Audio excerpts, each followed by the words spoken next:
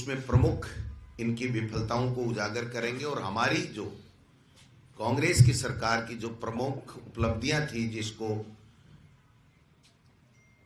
आप एकदम मिनिमाइज करके कि भाई ये प्रमुख थी, जो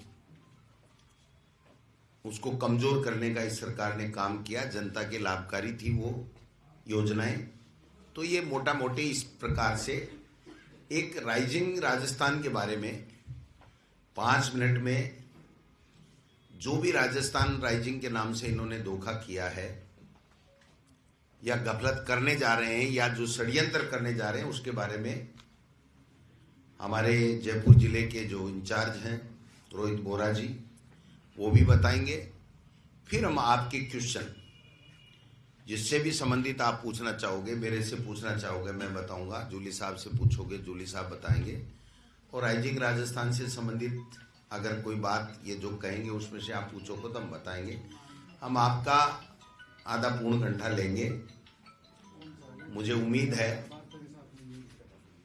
कि आप सब लोग उसको सुनेंगे। मैं शुरू इस प्रकार से करता हूं कि देश के प्रधानमंत्री ने, बीजेपी आरएसएस के नेताओं ने 12 महीने पहले जब इलेक्शन थे 2023 में, तो उन्होंने बड़े बड़े वादे इस जनता से किए थे। हर वर्ग को हमारे समय में पीड़ित बताया था, कानून व्यवस्था छिन्न भिन्न बताई थी, और महंगाई की बात, बेरोजगारी की बात, पेपर लीक की बात, नहीं सहेगा राजस्थान जैसे नारे लगा करके उन्होंने सत्ता प्राप्त की थी। लेकिन आज हिसाब का समय आ गया है। आज 12 महीने में जो स्थिति इनकी रही है, वो मैं आपसे निवेदन करने के लिए आपके बीच में हाजिर हुआ हूं। इन्होंने आते ही पर्चियों से मुख्यमंत्री बनाए, फिर भी हमने कुछ नहीं कहा, इनकी मर्जी। वोट करा करके मंगाए, लॉटरी से बनाए, पर्चियों से बनाए, डंडे के जोर से बनाए, जैसा बनाए। वो हमारा सबका मुख्यमंत्री हैं, पूरे प्रदेश के मुख्यमंत्री हैं। हम उनका एज ए मुख्यमंत्री स्वागत करते हैं। लेकिन बनने के बाद में आज की तारीख तक मुख्यमंत्री जी की जो प्रशासनिक पकड़ होनी चाहिए, वो कोई पकड़ नहीं रही। उनका जो सरकार चलाने का अनुभव नहीं था, उसकी गहरी चोट हमारे प्रदेश के शासन और प्रशासन पे लगी है। बनते ही इन्होंने कहा था कि 800 कार्यों की हम समीक्षा करेंगे। मैं कहना चाहता हूं कि एक भी कार्य की समीक्षा इन्होंने किस प्रकार से की, आज तक कोई रिजल्ट नहीं आया। पहली विफलता इनकी है। दूसरी विफलता इनकी यह है कि दिसंबर 2023 में सरकार बनते ही इन्होंने वित्त विभाग के माध्यम से एक आदेश जारी कराया था कि जो भी कार्य चल रहे हैं रोक दिए जाएं, जो भी स्वीकृतियां हैं उनको होल्ड कर दी जाए, जो भी वर्क हो गए हैं, जितना हो गए उसका मूल्यांकन कर लीजिए, आगे हमारी बिना अनुमति के वो कार्य नहीं किए जाए। यानी जो विकास के काम होने चाहिए थे, वो सारे के सारे उस परिपत्र से, उस पत्र से, उस सरकारी वित्त विभाग के आदेश से आज की तारीख तक भी वो होल्ड पे हैं। एक भी कार्य उनमें से शुरू नहीं हुआ है। 12 महीने हो गए। आप महीने भर होल्ड पे रख लेते, 2 महीने रख लेते, 3 महीने रख लेते, 4 महीने रख लेते। आप दूसरा बजट पेश करने जा रहे हो और पिछली सरकार के बजट की घोषणाओं और जो वित्तीय स्वीकृतियां और जो टेंडर प्रक्रिया पूर्ण हो गई थी, उन कामों को भी आप अभी तक नहीं करा पा रहे हो। तो इससे बड़ी विफलता कोई हो नहीं सकती। उन्होंने कानून व्यवस्था पे सवाल उठाए थे। आज कानून व्यवस्था छिन्न छिन्न है, कोई पूछने वाला नहीं है। नाबालिग बच्चियों के साथ बलात्कार हो रहे हैं, SC ST के साथ में अत्याचार हो रहे हैं, माफियागिरी हावी है, भूमाफिया हो, चाहे खनन माफिया हो, चाहे बजरी माफिया हो। और हद तो तब हो गई जब खनन माफिया और बजरी माफिया के रूप में भारतीय जनता पार्टी के चुने हुए विधायक और जनप्रतिनिधि उस माफियागिरी में शामिल हो गए। और इस बजट में जब राजस्थान की विधानसभा में आएगा 70 तो हम लोग बताएंगे कि केवल अवैध बजरी करने के लिए सड़कें स्वीकृत की गई, जिससे उन विधायकों या उन विधायकों के लोग बजरी खनन कर सकें आराम से और अवैध बजरी निकाल करके अवैध तरीके से धन कमा सके। तो मैं निवेदन करना चाहता हूं कि जो काम इनको करना चाहिए था, हमारी सरकार के समय 25 लाख का इलाज था,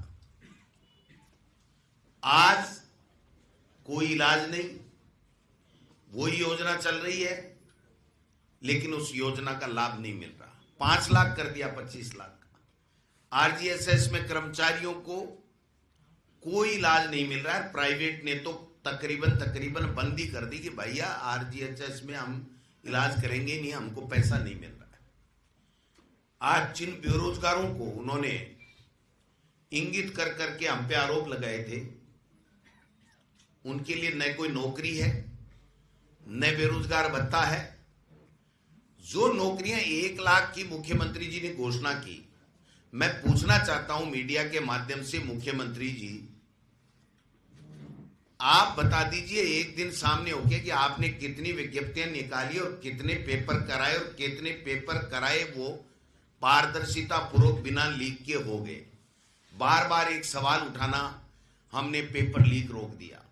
आपने पेपर लीक कराया ही नहीं, और पेपर करा करके नौकरी दे दोगे, पेपर लीक नहीं होगा तो हम खुद धन्यवाद दे देंगे कि बच्चों के साथ में आपने ये ठीक काम किया। लेकिन आज की तारीख पर आप बैठे बैठे वाई लूटना चाहते हो। ये कहते हैं कि साहब हमने दोषियों को पकड़ लिया। मैं कहना चाहता हूं, आंकड़ा आपके सबके सामने हम लोग रख देंगे कि जितने कड़ा कानून हमने बनाया, इनके किसी स्टेट ने नहीं बनाया, केंद्र ने नहीं बनाया पेपर लीक में। और जितने लोगों को हमने पहले पकड़ा, उससे ज्यादा ये नहीं पकड़ पाए। जो हमने चिन्हित कर दिए थे, लेकिन जो एब्सकॉन्ड थे, जो बाहर भागे हुए थे, भगोड़े थे, उनमें से कुछ लोगों को पकड़ा।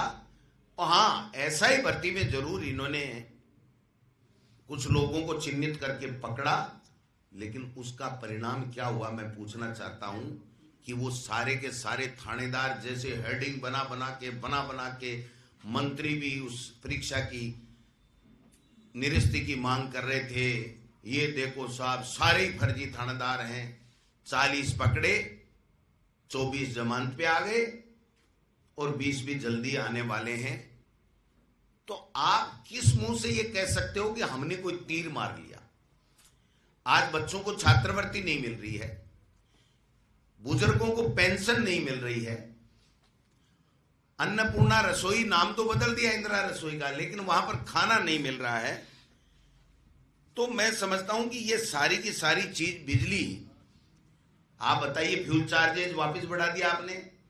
नए कृषि और जो घरेलू उपभोक्ता हैं उनको आप वो छूट नहीं दे रहे हो जो हमारी सरकार के समय दी गई थी। तो आपने नई चीज क्या कर दी?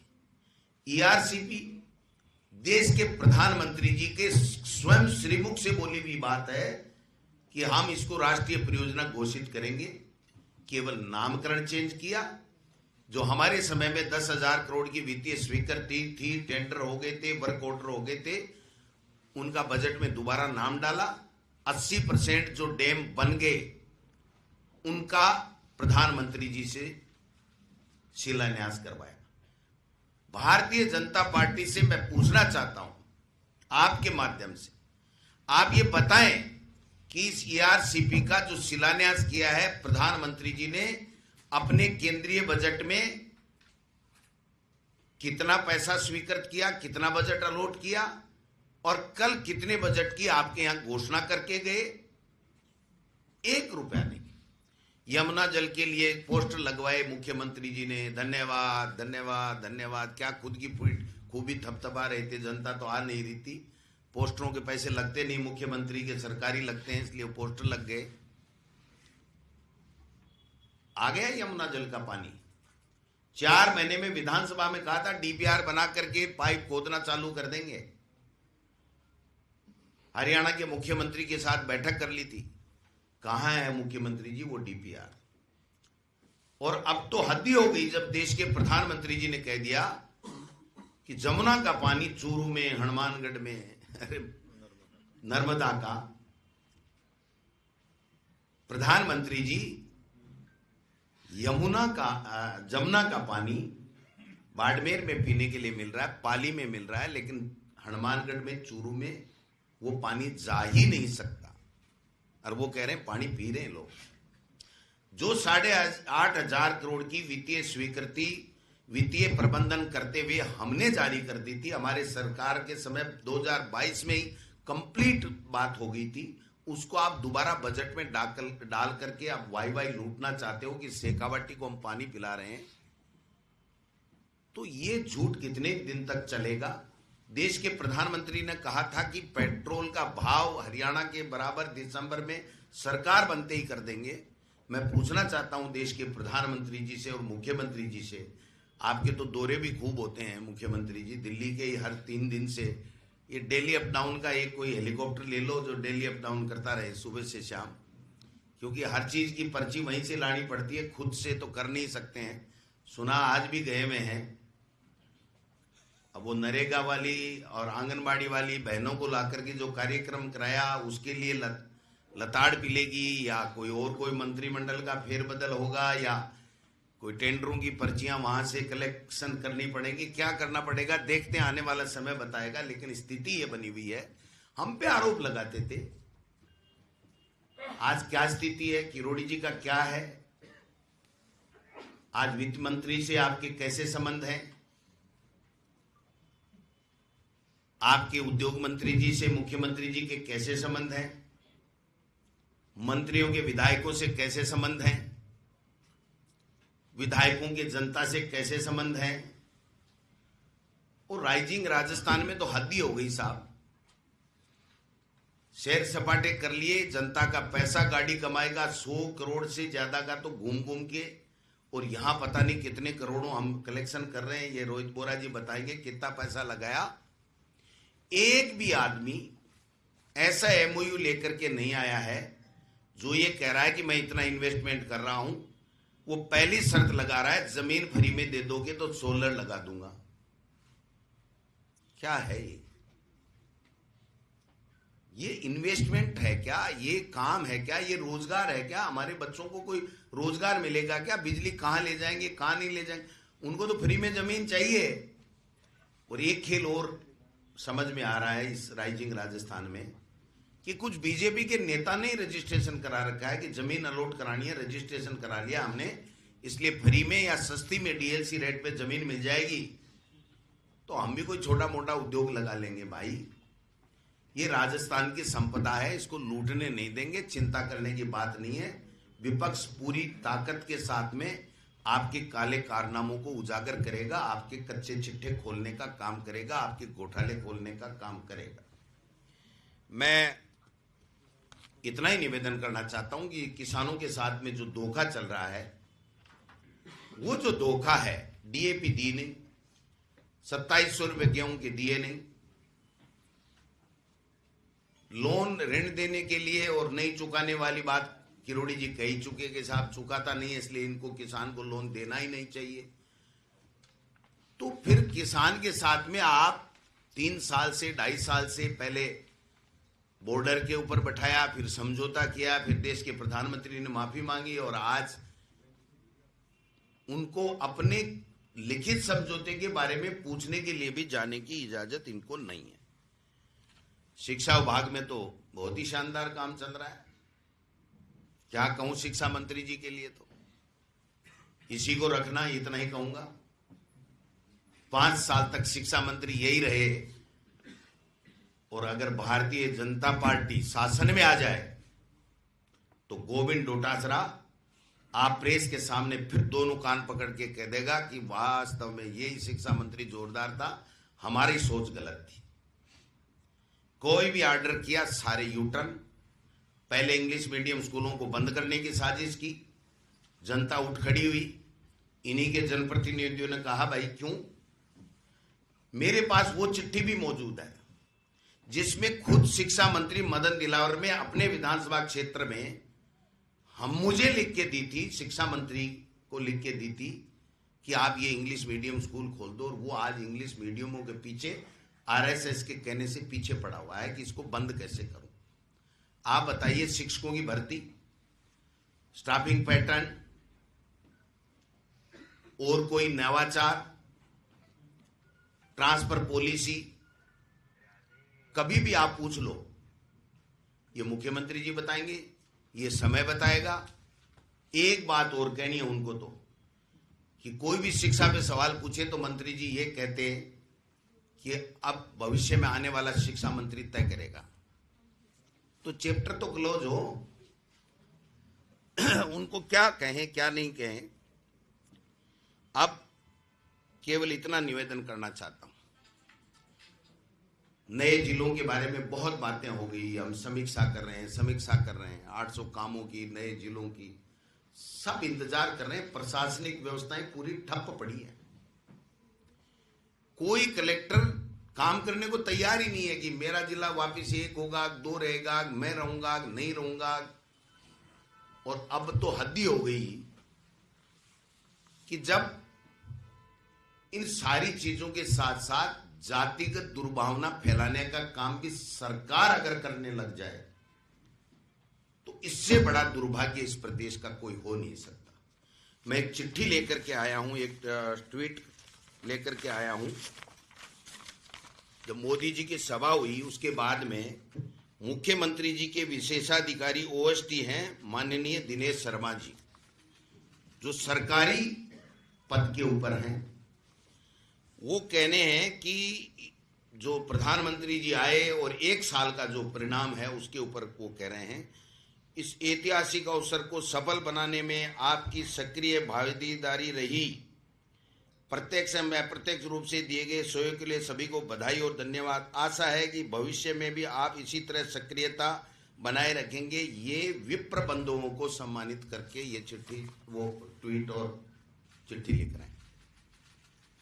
अरे भाई, 36 कौम के लोग एक हैं, सब साथ में हैं, सबका विकास में सहयोग रहता है, सब प्रदेश के निवासी हैं। आप एक वर्ग विशेष को औरों से अलग करना चाहते हो क्या? हम सब एक हैं। विप्र हो, एससी हो, एसटी हो, राजपूत हो, जाट हो, महाजन हो, धोबी हो, मुसलमान हो, 36 कौम के लोग हम एक हैं। आप सरकारी पद पे बैठ करके और इस तरीके की जातिगत दुर्भावनाओं की बातें फैला करके आप क्या कहना चाहते हो? ये मुख्यमंत्री जी की अनुभवहीनता, उनकी पकड़ कमजोर और नौसी के लोगों को इस प्रकार से वहां पर रिश्तेदार है तो घर में रिश्तेदारी निभाओ ना। मुख्यमंत्री कार्यालय में बैठा करके आप इस तरीके के ट्वीट कराओगे क्या? इस तरीके का प्रेस नोट कराओगे क्या? इससे संदेश ठीक नहीं जा रहा है। इसलिए मैं तो आपसे इतना ही निवेदन करूंगा, ये सब बातें अगर मैं कहूंगा तो बड़ी बात हो जाएगी। नई नौकरियां निकल रही हैं, न बेरोजगारों को भत्ता मिल रहा है, न किसानों की कोई सुध लेने वाला है, न कानून व्यवस्था नाम की कोई चीज है। सारे दिन घूम घूम के बातें करना, थोते झूठे बातें करना, थोते भाषण देना, ये इनकी आदत सी बढ़ गई है। तो कम से कम 12 महीने हो गए, पूरा का पूरा राजस्थान बेबस है, बदहाल है। इसको मुख्यमंत्री जी को संभालना चाहिए, सरकार को संभालना चाहिए। राइजिंग राजस्थान में किसने कराया? राइजिंग राजस्थान 9 अफसरों की फोटो देखी कि इन्होंने करवा दिया। तो फिर मुख्यमंत्री जी, उद्योग मंत्री, वित्त मंत्री, एक दूसरे वाले वो उप मुख्यमंत्री जी दिल्ली वाले तो इनका क्या रोल था? फिर इनका भी कोई रोल था क्या? ये भी बाहर गए थे तो कोई चप्पल जूते खरीदने थोड़ी गए थे, इनका भी तो रोल तो होगा ना।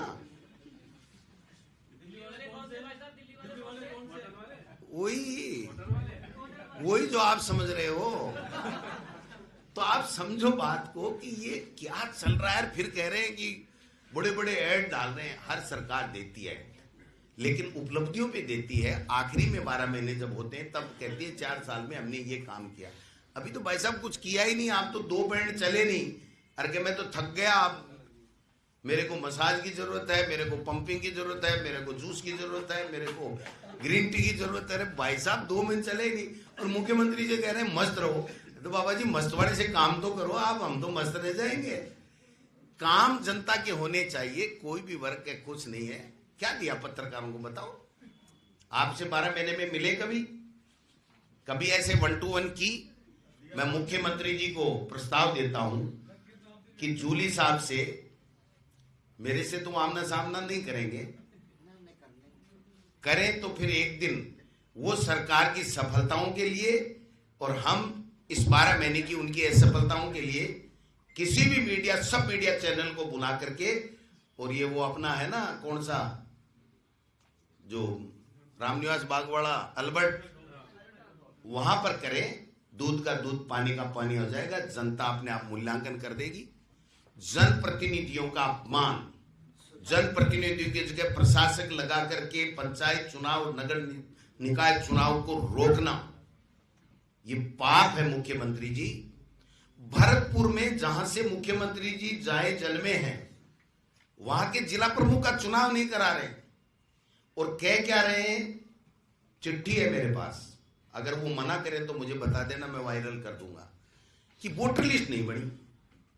अरे देश की वोटर लिस्ट बन गई भाई साहब, आपकी भरतपुर की कैसे नहीं बनी? और जगह चुनाव हो गए, उसकी कैसे नहीं बनी? बढ़ गई, और आपकी कैसे नहीं बनी? वोटर लिस्ट नहीं, मुख्यमंत्री जी चुनाव करा लो, पता लग जाएगा। भरतपुर में मैं चैलेंज करता हूं, अगर मुख्यमंत्री जी जिला प्रमुख का चुनाव कराएंगे तो वह कांग्रेस का जिला प्रमुख बनेगा, भारतीय जनता पार्टी का नहीं बन सकता। तो ये जो स्थितियां इन्होंने बनाई हैं, उसके बारे में मैंने अपनी बात कही है। थोड़ी लंबी हो गई इसलिए माफी चाहता हूं, लेकिन मेरे पास बहुत है साहब और भरा पड़ा हूं। 12 महीने इनकी गाड़ियां खा खा के पता नहीं क्या हो गया। अरे काम करो ना। आप 12 महीने से कोच ही कोच रहे हो, कांग्रेस ने ये कर दिया, कांग्रेस ने ये कर दिया, कांग्रेस ने ये कर दिया। तुम हमारा ही प्रचार करोगे, अपना खुद का भी प्रचार करोगे कोई? तो ये जो सारी बातें आपके सामने हैं। अभी जूली साहब बोलेंगे, फिर हम एक लंबी दिखाएंगे, उसके बाद में सारी बातें आपके सवाल भी लेंगे। इन बातों पे आप सवाल, कुछ रह गया तो सब चीजें फिर जूली साहब भी तो बोलेंगे, तो वो भी अपनी बात रखेंगे। तो आप सबका मेरी तरफ से धन्यवाद। मैं जूली साहब से आग्रह करता हूं कि वो आए और अपनी बात रखें।